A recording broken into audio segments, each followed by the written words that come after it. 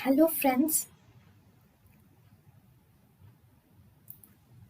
welcome to Creative Medicine. In this lecture, we will learn about. Hello friends, let us now learn one more important thing, one more important disease, that is incisional hernia.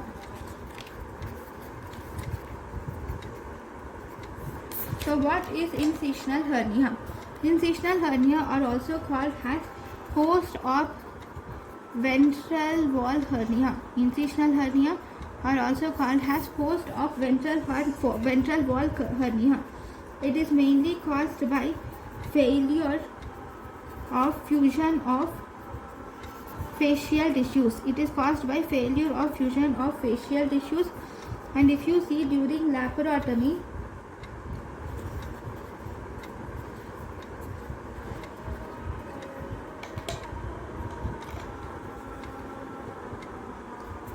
what will they do with the we will suture with proline sutures.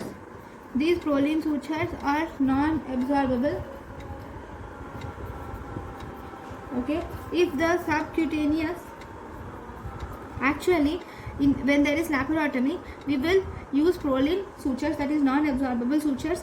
And for subcutaneous fat, the subcutaneous fat is usually closed with a becryl suture or catgut.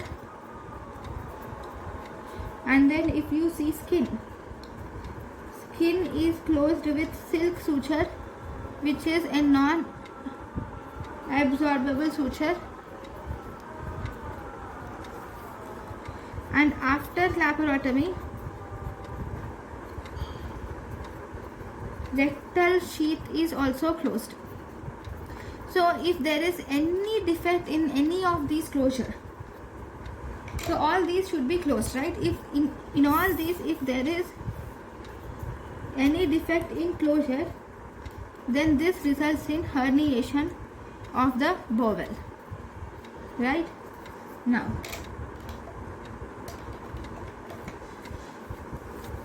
if we give a long vertical midline lower abdominal incision, long vertical midline lower abdominal incision, it is always associated with increased risk of incisional hernia.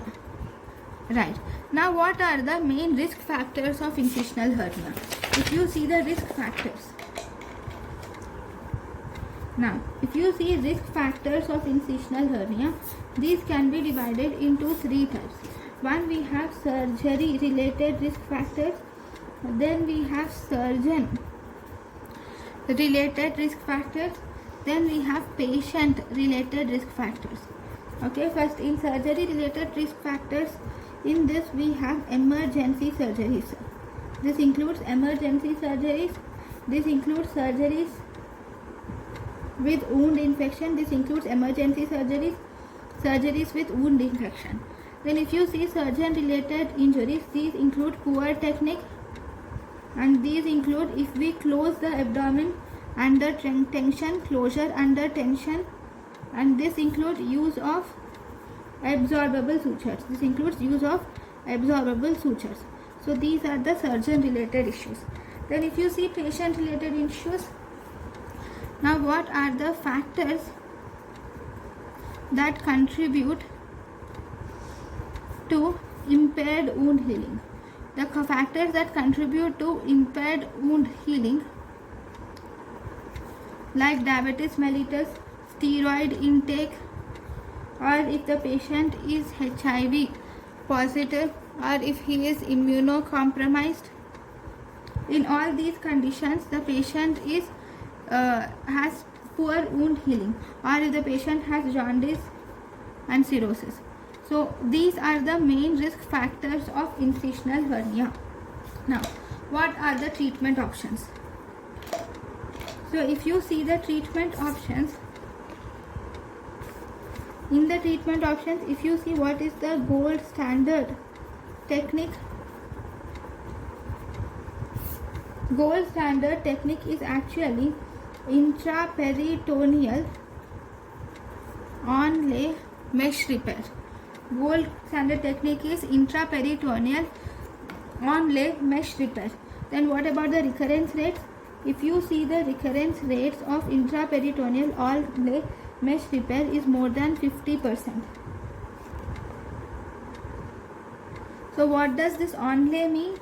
Onlay or overlay is you will place the mesh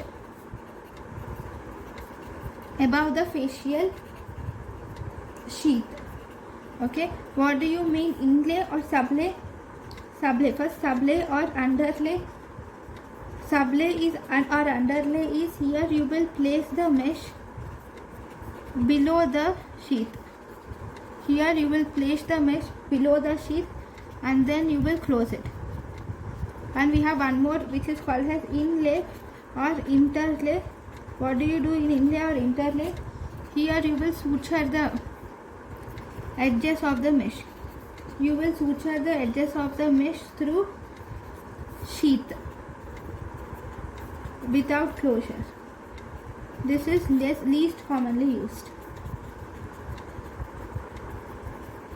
So these are the important thing, but the standard is intraperitoneal onlay mesh repair is the standard among all these.